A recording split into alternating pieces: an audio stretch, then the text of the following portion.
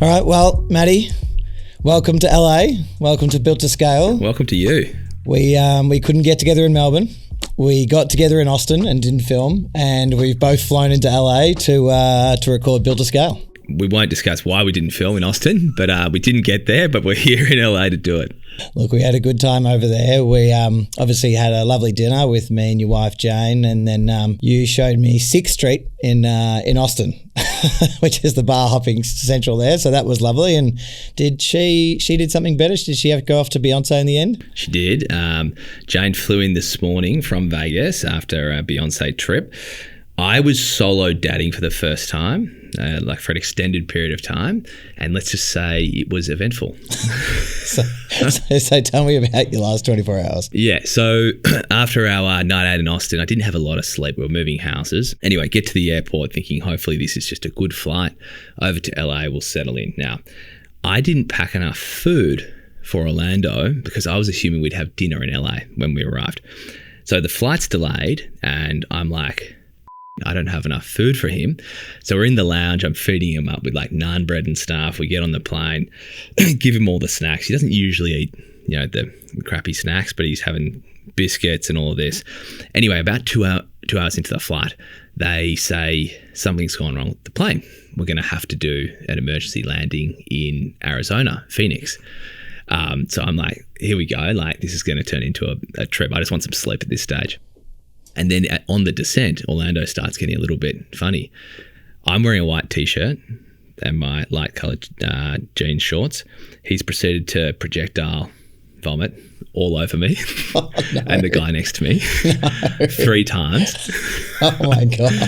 So I'm stuck in Arizona without a change of clothes, waiting for a flight to be redirected. We couldn't get one. We're there for 3 hours. Had to spend the night at the Hilton in Arizona. Got a few hours sleep. Got on the 7 a.m. to LA this morning, and we arrived at 11 a.m. So after 6 hours combined sleep over the last 48 hours, I'm sure this is going to be a good podcast. Well, let's compare that to mine just quickly. I've pretty much slept since I saw you.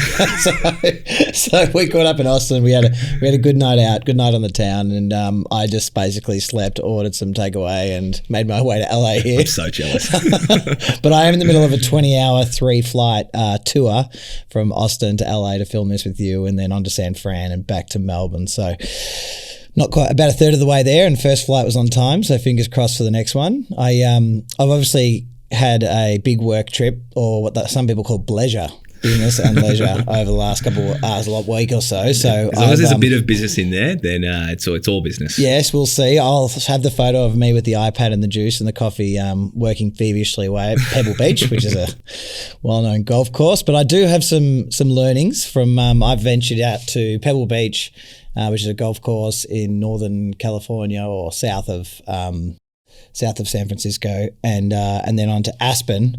And so out of that, I've had the longevity coach come and see us at Aspen. We've been talking about a bit of longevity lately, and so he's worth a fortune. He came out and spoke to me and a few friends, and they're sort of in their late 40s, early 50s, so very interested in it.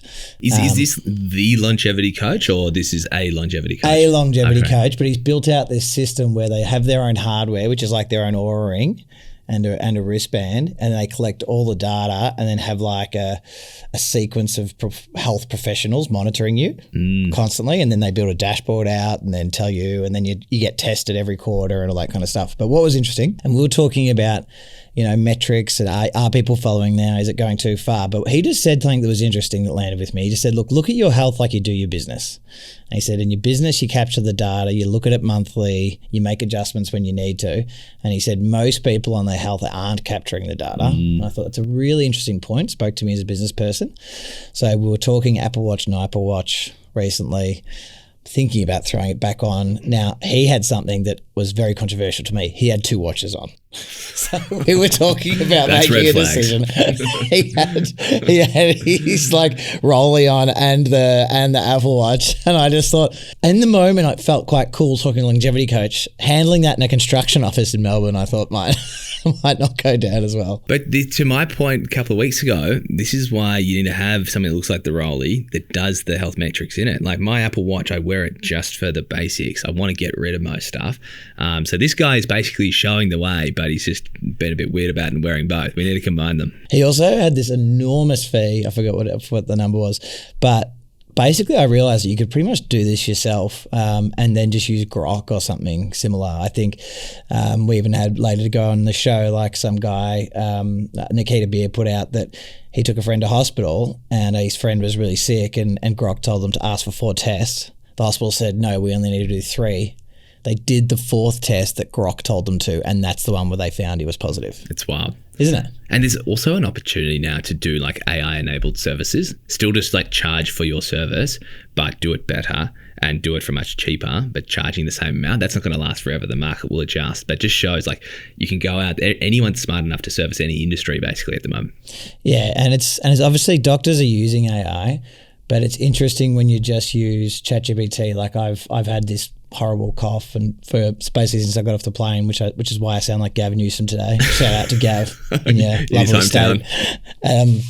But I just had a bunch of meds left in my bag from travel, like just travel meds, and just took a photo of all of them and said which one of these will help a cough, and it said, "You sounds like you have a respiratory." Like, take these 2 and take these this often. So anyway, I think that there's actually potentially a play there for non-licensed advice on that side of the space. So anyway, so that was Aspen. So longevity at Aspen, that was the business there. Had a look at some architecture as well, and then over and then in San Fran, apart from some work golf, I did a presentation on AI to a group of Victorian architects who'd gotten together in Melbourne while boarding a plane. So I had this presentation that was talking about the next 10 years, focusing on what Elysium's doing and basically scaring the shit out of them in 15 minutes, having my name called 3 times while I was presenting this presentation to them online, and then said to them, all right, gotta go. And the feedback I got was that basically 20 architects sat in a room, shat their pants. I just thought this is the most dystopian thing of all time. But then also asked, can we get him back? Can we get him back for a session? So it's probably good that you were flying out to San Francisco at the time. Like, it showed you were legit. Yeah, I don't know. I just think I was just like, holy like, this guy basically just come in and said, we're going to automate everything and do all this kind of stuff, and you're going to have to leverage AI to your designs, and you can do 1,000 iterations for a client overnight. And then I just shut my Mac on them and jumped on a plane. I was like, that's a pretty good thing of what the future's going to look like. Yeah, we just went dark. Yeah. How did that come about? So it came about from an architect I do a lot of work with, B Architecture. I think he might be like, they've got a Victorian Institute of Architects forum that leads into like the Australian Institute of Architects. And he asked me about a month ago to present to them on AI. And I was like, yeah, no worries. I'll come speak to them.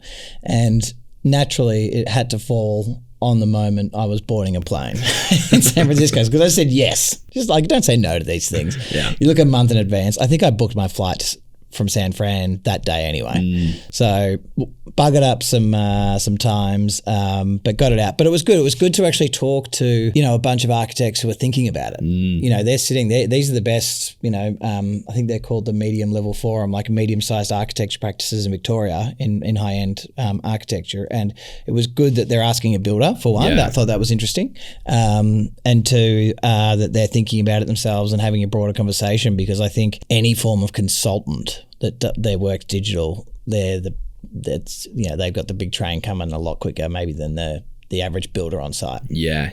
Well, even builders though, like, we often get asked the question, are you scared about talking about AI too much and advertising yourself as an AI platform, given the industry might not be ready for it? And we did a bit of testing on it. I haven't met one builder yet that is not at least interested in how it could help them, at least when it's framed in the right way. Most people have used ChatGPT now.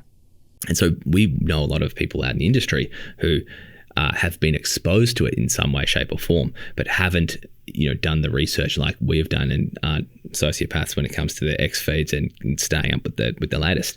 But there's definitely interest. People just need to be sort of told what it's going to look like and how it can be simpler than it is at the moment. Yeah, I only had 10 or 15 minutes, but I gave them the big 10-year vision piece that we've spent 5 figures on research papers about. And then I just said to them, but also there's a heap of easy tools. Like there's some low-hanging fruit, and I'd be more than happy just to sit down with you for half an hour or an hour singularly and just talk about how we, leveraging our, automating our workflows, or how we're just getting rid of some easy stuff. But it was surprising to me. I've just been away with some, 4 or 5 really successful friends that are in that age group, 10, 20, 15 years older than us. And they are not thinking about it. Like they who really cares? They're not thinking about it like it's energy, like it's electricity. Like they're it's surprising that at the top end of town there is still a lot of people that think that AI and robotics hasn't going to have a real effect on them in the next 5 years. Which shows the amount of opportunity there is. It's crazy because, I was just thinking, how much value could I add to these people's businesses if I had a spare day? Yeah. To go in and mix it up in there. So, anyway, that's what made the whole trick claimable. So, thanks for that, Elbow. And look, since we are talking about Elbow, let's talk about our home country for a little bit, because there's a bit going on. None of it's really that positive at the moment. But the first one is this stat I saw that shocked me, that 50% of Aussies now rely on the government for the majority of their income. It's wild. That just seems to me like... Is this post-COVID? Is this like... Well, I wonder what that stat was before COVID. We can look it up, but that's crazy. So the main driver is the NDIS, which, almost anyone can get on now, in terms of, because it's got mental health coverage and all those kind of things. And then I'm sure there's some people that absolutely need it, but it's growing. It's now costing us more than our defence, Medicare and pensions combined, or something outrageous. But the fact that 50% of Aussies now rely on the majority of their wage from the government, I actually don't know how you vote that out. It's too hard. It's like a self-fulfilling feedback loop. Yeah. Well, once you go over that amount, it gets really hard to claim it back. Like, who in their right mind is going to go out there saying they're going to cut back all this welfare when only a small portion of the country wants to do that? It's nuts. And then you're going to have people like yourself moving to Texas, going to hopefully keep a larger portion of their income. And I think you're seeing Aussies really look around the world and say, hold on a second, I've got to pay millions of dollars for a house. I've got to get a mortgage. I've got to be at the top of my game. And then all I can basically do is pay tax and pay for a mortgage, and there's nothing left over. So big concerning. And that would be all right if you had a country like, if you were maybe in Denmark or something, where, you get free university and the public healthcare system is amazing. Maybe you'd be happy to pay 60% of your taxes on a government that's actually going to give back. But when you've got projects that are overrun and not delivering and failing infrastructure, it's hard to justify giving up that much of your income to the government when you can't really see much happening with it, or it's just going into the pockets of others. Yeah, exactly. Well, I think the best thing about Australia is this guy that's just popped up on X. And he's had a bit of a rant about a topic that we've been discussing for the last couple of months, about how we've got all the coal in the world, we can't mine it. We've got all the uranium in the world, we can't mine that. We've got all the gas in the world, we're not using it. And he said it in the most Australian way ever. So what we have, we'll play the video and beep it, do all the beeps. But what I believe there is there's 12 3 wits and 2 C-bombs in a 1-minute rant about our energy crisis. It was eloquent. It was perfect. There's people saying this guy should be PM. He even got Elon Musk to comment, because he goes, people think that their electricity is going to come from f***ing space. Elon goes, if you look up, there's the sun. That's where it's coming from. So he's even attracted. What does the future looks like regarding electrification and battery electric vehicles in your mining operations then? Well, we have coal because we've got the biggest coal deposits in the world, but we're not allowed to burn the stuff, so the world's rooted, really. It's all right to be idealistic, but you also have to be realistic. And until the lights go out, the that want to be green on everything and not do mining, not do coal, not do anything, they're going to have to go back and use candles and live in tents, and then they'll no, you might laugh, but it's true. You understand what I'm talking about? I'm not talking bullshit, I'm talking reality. No. If we don't get realistic, we're it's as simple as that. We're not allowed to use uranium. We've got the biggest uranium deposits in the world in Australia. We're not allowed to mine the stuff. So it's all So when I die, well, the world will be a better place, and then those of us that survive will get it going again. Well, yeah, just that's an no. My next door neighbour, I was talking to him. He's a lawyer, so he's not a well, he is a wit, but that's another problem. But he said, "Oh, that's right. You just put plugs along the highways." I said, "But if you haven't got a source from a power station, plugs on the highways aren't going to do jack, right?" Do you understand me? The people don't understand. They think the electricity comes out of space. But if you haven't got a charging system, which is a steam coal burning power station, how the can you charge your batteries? Do you understand that? Yeah, I understand. Well, there's a lot of them don't, and that's the problem with the world. Thank you so much for your time and enjoy the rest of the visit. We will. Yeah. We'll enjoy it eventually.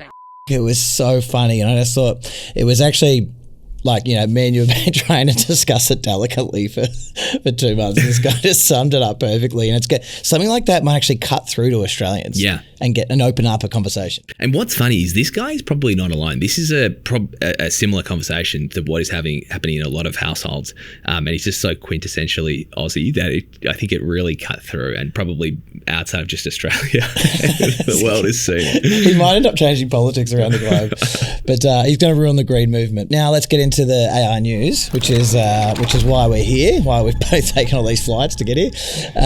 So Google's just released Opal, which is their vibe coding, no coding. They've entered the race there. What does this mean? Like we always thought that the big players were going to have a crack, but like does this?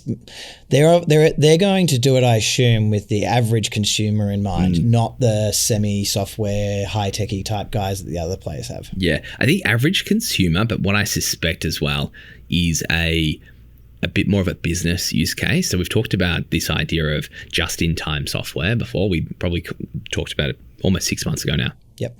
The idea that you don't necessarily have to pay for off-the-shelf software that someone's built for an industry or a type of work. It's, I have a job to do. Rather than Googling for a piece of software that's going to help me do that, I build it on the fly. And so we're seeing a lot of use cases coming out for like someone building a fun app to do this, or I've talked about my wine scanning app, Super Snob, which we could have used the other night. But I think there's going to be real business use cases for this too. And because Google has their business suite, they have released this whole, I guess, studio of AI tools, and this fits into it. So I suspect that it will, and again, without having done deep research on it, that it will be very well integrated into the rest of their suite. How can you build apps that then go and interface with spreadsheets as well that already exist? So it just shows this convergence to the concept of just-in-time software is so big that all of the big players are shifting to do it. Did you see the news about Airtable? Did I send you that one? No, what have they done? So Airtable is like a basic software. It's like a form that goes into a spreadsheet, but it's valued at over $1 billion. They have fully pivoted as well into this no-code, just-in-time software building with prompts. It's like everyone's doing it because they realize it's the future. So just another big player going into the space, and I just don't think there's any turning back from this now. Like the cat's out of the bag. This is the way the industry is going, and having another big player in is really exciting.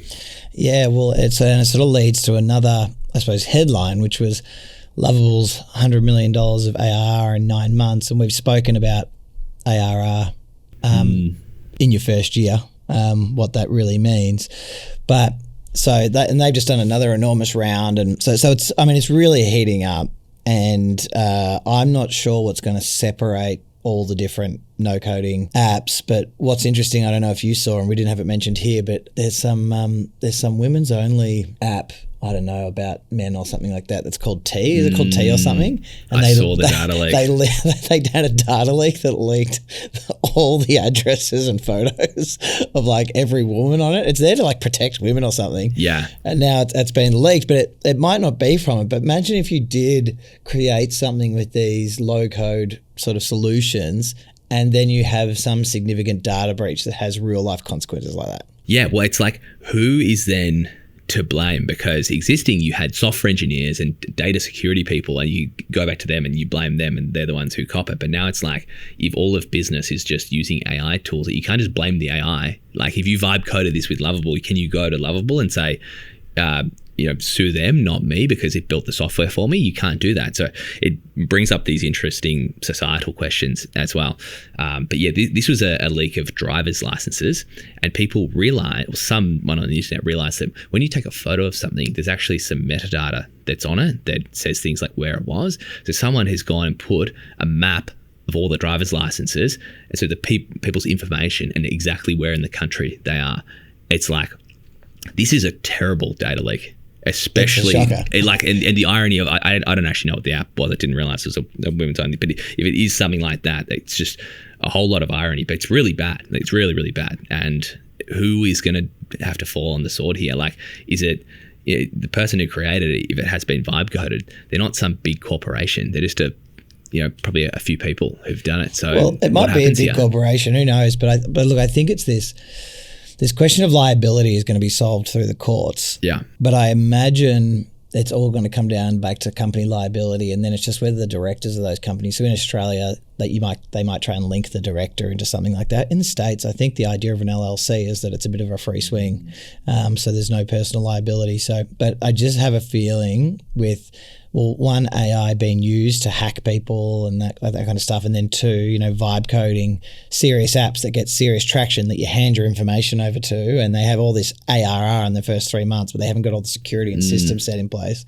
Anyway, very close watch on that one. Yeah, and there are some companies, just while we're on it, who have raised a lot of money too, and their specific focus is building enterprise AI app builders. So it's like saying, we are the Lovable, but we will make sure that you build it in an enterprise safe way. And so I think that's where it's all going to go. And you'd think that companies like Google with their AI suite, they are going to try and make sure they build in their best-in-class data security programs that they have into their AI tools, you would assume. Well, Microsoft are involved as well. So, and you just think that if you are a decent-sized business, you're going to be directing your staff to one of those two players, as opposed to letting your staff run some new projects on Lovable or Cursor or whatever it is. So very much a watch this space there. One closer to home for me, Amazon acquires Bee, which is a cheap AI wearable under $100, note taker. We've spoken about Limitless before. We've spoken about Apple absolutely the bed here and not having one, and that ChatGPT has acquired Johnny Ive's team to probably build something similar. But this is I think this is a good move from Amazon. It gets them a piece of hardware that's then collecting data all day from us. Imagine plugging that into their ecosystem about what you want to buy, and then Alexa and training. And so it's just, to me, it's the Amazon move into the smart home space and the obviously the wearable space, but it seems like a good acquisition. I tell you what's funny though, I would have thought that the Amazon team would have the chops to have just built this already, or to see a product like a Bee, like a Limitless, and go and build it. So maybe there is more tech than I am understanding here, but it doesn't seem that difficult for a big company to start doing this. And Amazon's already got a lot of the hardware chops from building things like Alexa and Kindles, and they know how to build hardware. They don't know how to do manufacturing. They don't have heaps of, AI capabilities with regards to LLMs, I don't think. They've obviously got some, but the tools like Limitless, they don't have their own models. They're using other people's models. So it does surprise me a little bit. Like, what are you buying? Maybe there is a really cracked team, as they would call them, that just want to get them into the Amazon ecosystem. I don't think they're not buying revenue or brand, because Bee wasn't the leader in this space anyway. So maybe they picked it up cheap and it's smart and it just accelerates things. But it is interesting to think about this. Like, what are they actually buying when it comes to an acquisition like this?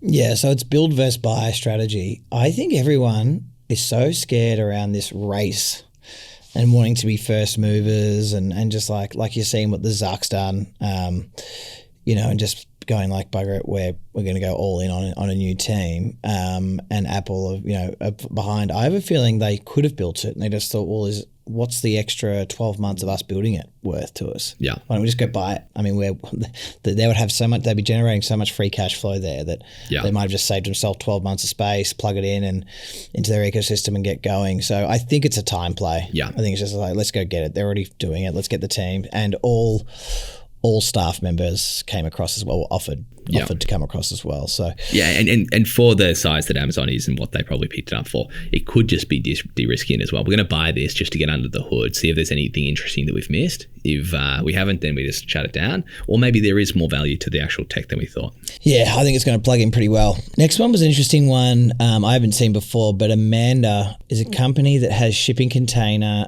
transportable data centers. So energy and compute portable in the size of a shipping container. And I thought that was really, I think the use case at the moment is actually for like defense. So you sort of plug it in remote areas and you get going. But it actually made me think about the cost of constructing a data center and the sort of bubble-like things that, like Australia and the US already have labor shortages and things. So these construction companies or projects are going to be charging a fair amount, but these really slow slow building data center and trying to get the energy at the moment. I'm just wondering, this sort of more portable method, is it something that, like, what do you think the use case is commercially to have a data center that could fit in a shipping container? What are your thoughts there? What I think it could be, and I'm new to this as well, but we see at the moment all the big players having a monopoly on compute. So any software that you're using, it's likely that someone isn't running their own servers to serve the software. They're using Amazon, Microsoft, or Google. That's the big three. What I think we will see, especially when it comes to training LLMs, and people realizing that one of the only moats that you have, or one of the only things that people want to monetize still is data, maybe we need to diversify that. And more businesses need to have access to the ability to train models and to run their own compute. And so maybe it's about distributing that.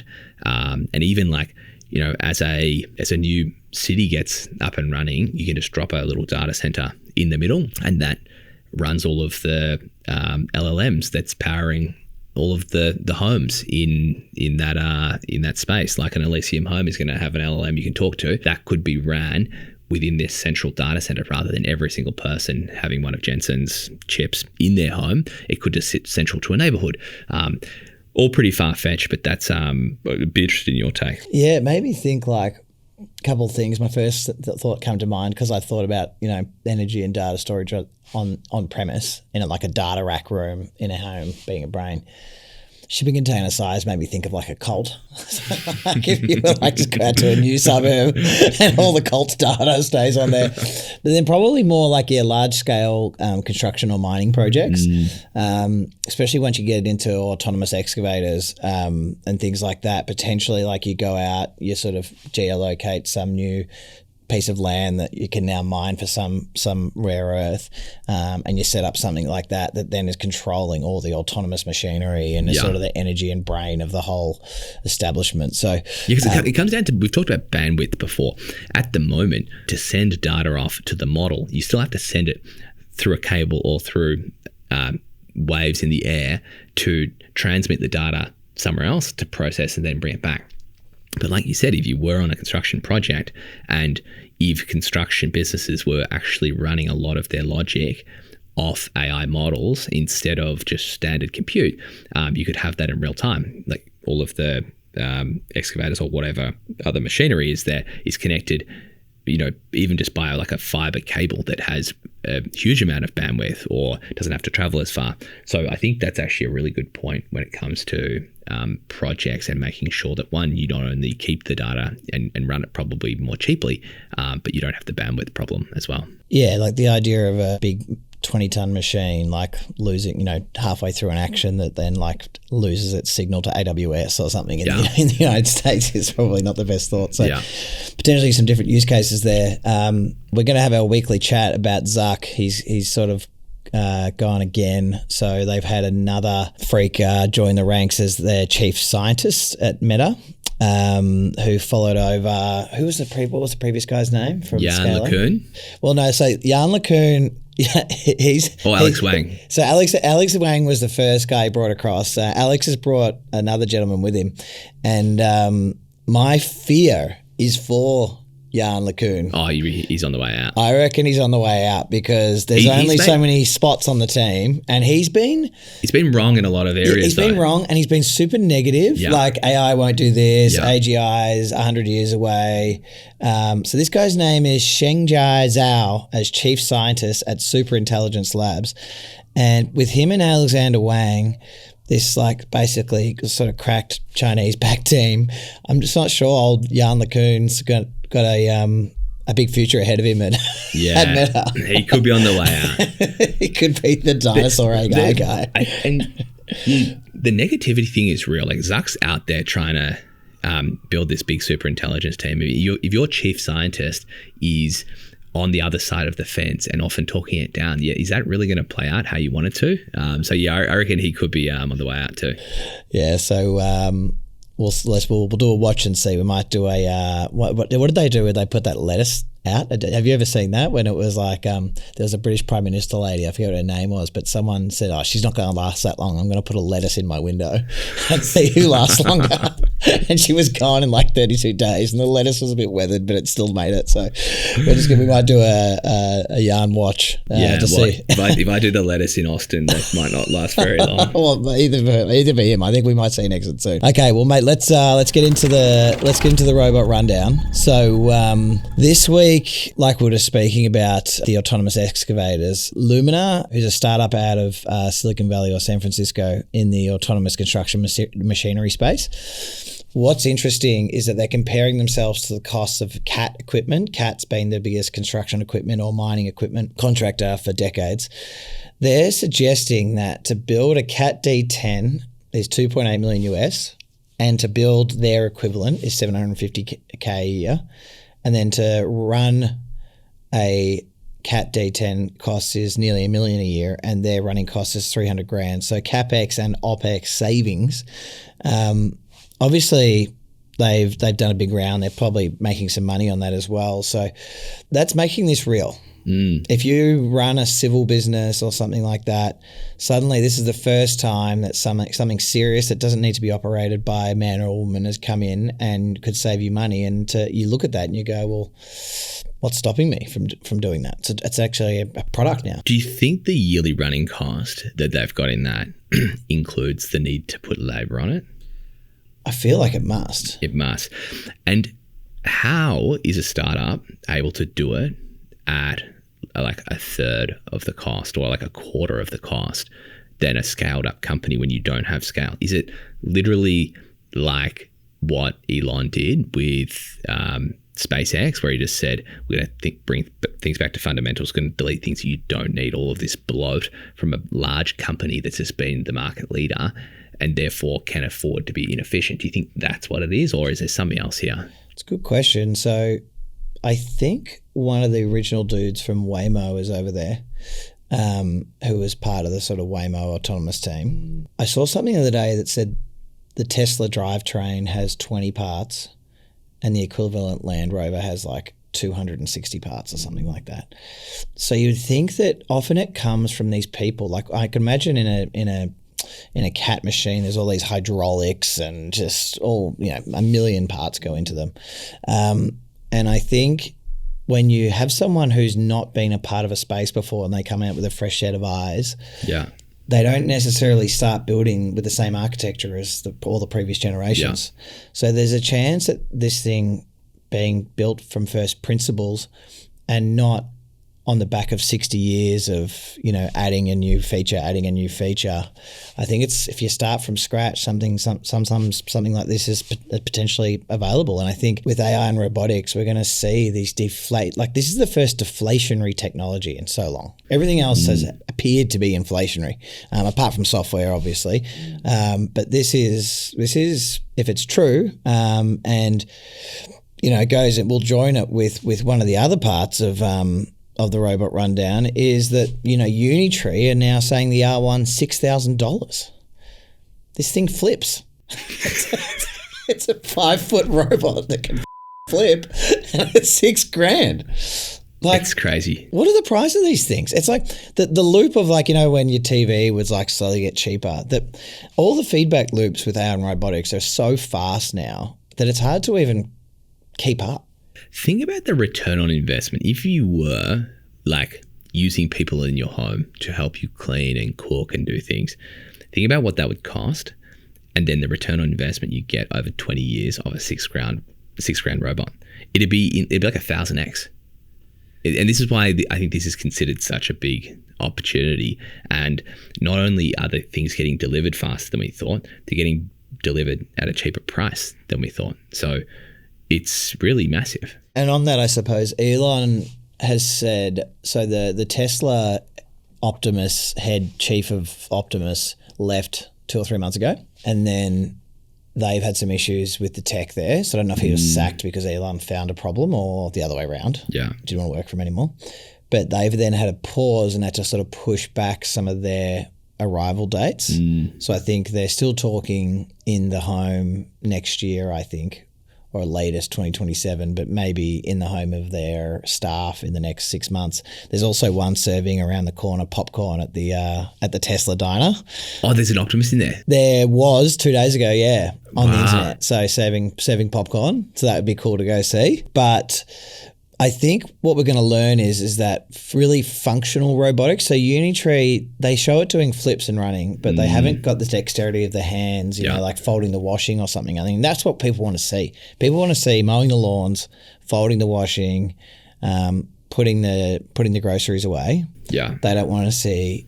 I mean, you and me want to see karate kicks and flips and stuff because it's like, oh, that's cool. Well, it advertises well as well. It's like, I think this is classic Pareto's principle, whereby getting to 80% can only take 20% of the time. So you get it doing all of these things. It looks really good. You get there quickly. But to do that last 20%, to make it perfect, to make sure it's safe, to do all those little things, that's probably where it's going to take 80% of the time. So, maybe my bet for having humanoids properly in the home by the end of the year is looking at risk. But I think that typically for anything that is high quality, that's how it has to be. Like we look at self-driving, that's been getting developed for over 10 years, like seriously, right? People have been looking at this for a long time. A lot of VCs been going into it. Even Waymo, who's the market leader, has had to roll out very slowly, very strategically into certain cities. And they've still got, I forget did we talk about this on the pod, the ratio of human drivers to autonomous vehicles? I don't think so. I had this conversation with someone. I think it's still like 1 to 3. So for every 3 Waymos that you see on the street, there's actually 1 human still sitting there remotely, ready to take over just in case. So these stopgaps are still there. And are we going to have something similar for humanoids in the home to make sure it doesn't start doing something crazy and have a human take over? So I think that's probably where it's going to slow things down. Yeah, well, I think Tesla's saying that full self-driving is 10 times safer than the average human. Yeah. But yeah, they still, when they released the Robotaxi, had the team, just in case team in the background watching.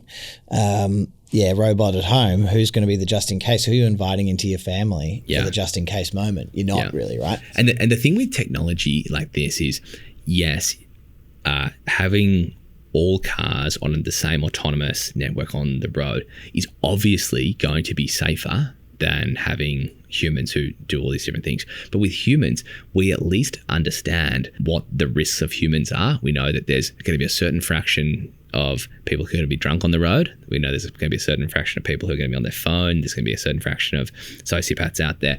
And it's a well understood problem of when things go wrong. Whereas with these self-driving networks, things don't seem to go wrong that often. But when they do, it's like, okay, well, what happened? And it's like the unknown. We actually don't know. We haven't done this before, whereas we have just dealt with humans on the roads before. And we also don't know the scale of the problem. So in a really dystopian worst case scenario, you have some bug that gets introduced to the network that just causes all cars globally just to collide and kill everyone on the road at the same time.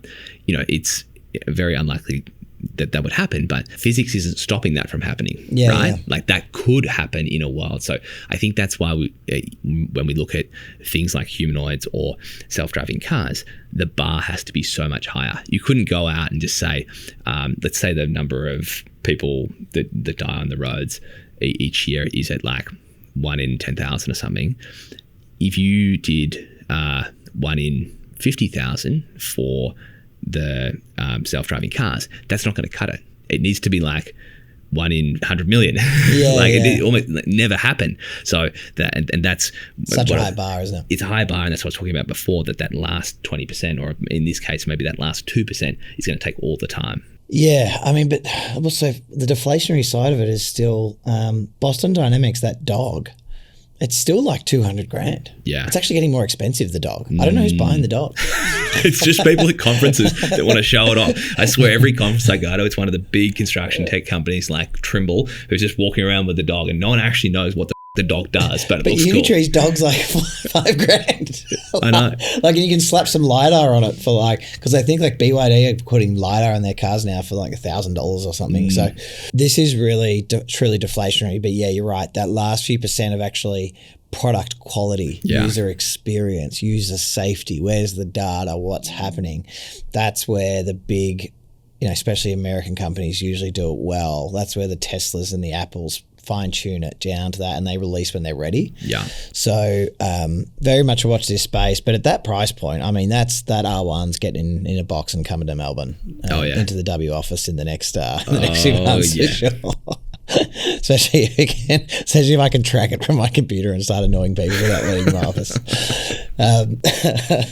And the other one was DJI. So same thing, smart home. DJI enter the home space with their RoboVac. So interesting that a drone technology business that is an absolute rock star company in the air, that they're not happy with that. They want to get inside your house as well. And I don't know. I just feel like whatever these guys touch will turn to gold, and really interesting to say, okay, well, let's start in with are they calling it the Romo? I don't see that being the last product if they're going to bother with this in-home tech. Yeah, it makes sense when you think about the technology that you need to build a world-class drone. All of the sensors to know where it is, the geospatial technology, all of the actuators, all of the battery life that's in there, the connectivity with other devices. If they're the market leader in that, how hard is it building a RoboVac? Like, the RoboVac's going to dominate. It's going to go up walls and just clean your house perfectly and literally hunt down particles of dust for you. So that is exciting. And I sound like a broken record, but the big companies are going to try and do more things because of AI. Yep. Like, people are going to see that there's so much opportunity, I think, especially in the hardware space. So how long is it before we also see Microsoft going and building RoboVacs? Like, I mean, they're not as set up to do it as someone like DJI is, but I just find this so fascinating, these big companies, what they're going to become. Well, it's funny though, because Steve Jobs would say, let's just focus on this thing, but he would have given us an AI wearable by now. Yeah. But I think DJI are thinking, well, they could possibly own the outside maintenance of a home, with cleaning and monitoring and gutters and everything. Then they could come inside the home with similar sensor wear and putting all that together. And then, now they're into transport. So as we said, like, if you and I dieted for like 3 straight months, we could almost be picked up by one of these things. Or we just wait for technology to evolve. Yeah, exactly. It's like our TVs are getting bigger, the payload of DJI just gets bigger, and then you're like, oh, now I can afford it. Yeah, so it's not far away till we can use it, Scotty. So I just think that they're thinking inside the home, outside the home, and transport. Like, I mean, how far away are we going to be from a DJI like helicopter type? Yeah. Transport.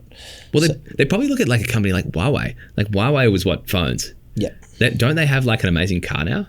Yeah, they've got a car, they've got an in-home ecosystem, and same with Xiaomi. Yeah. I think DJI, from that part of the world as well, being from Shenzhen, they're just like, well, we're coming, why not us? Yeah. And they're such a great company, and you think, you're right. Why not you? You know how to deliver product and innovate. So that's really exciting. I'm definitely going to pick one of those up as well. So what's that? What have I spent so far today? So I spent just over 10K on vacuuming and. Does it include the flights? No, that's a good point. That was just delivered. so I spent 10K on a vac and a robot that does flips.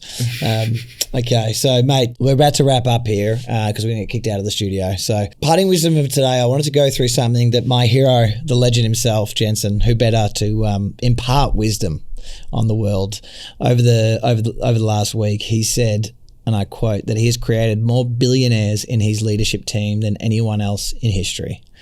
Gary Tan from Y Combinator then reposted it and said, this is the ultimate flex. And I think at dinner we had a quick chat about this, about how we, tend to agree with him about Jensen runs these, and sort of Elon does as well, runs these small, hyper-talented teams. And then what Jensen's done is get them all equity in NVIDIA, and then gets everyone pushing in the same direction, the same way forward.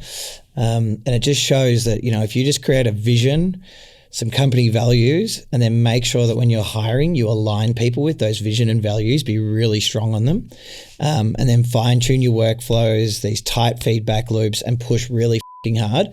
I think that's what Jensen's done. And then that sort of thing of saying, as a company, isn't it great that we're all now millionaires, and the leadership group who've been here the longest, they're billionaires, because we all work together. I think that's just the best message of all time, as opposed to, I reckon, what percentage of the income used to go to just the CEO back in the 90s and the early 2000s, and it was just about this one rich person, and now it's about getting a bunch of freaks and everyone getting rich. So I think that's really cool. And at W, our saying recently has been delete the mids.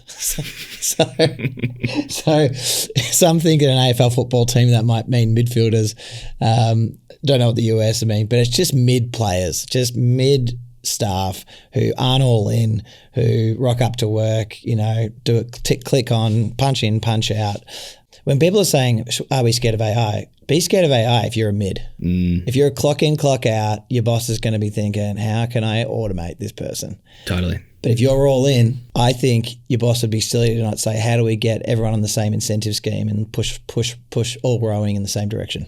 100%. I think a lot of companies are going to be trying to get the best people and make sure the best people are using the best tools. So to flip it around and to give some hope for the mids, if you feel like that is something that you would characterize yourself as, come into work, do the job and leave, maybe the best thing to be doing is to be empowering yourself with these tools and making sure that they can do a bunch of the work that you're doing, and not burying your head in the sand. Because if you bury the head, 100% you'll get deleted. But it's not saying that everyone has to have an IQ of 140 plus to be able to make it in the professional workplace.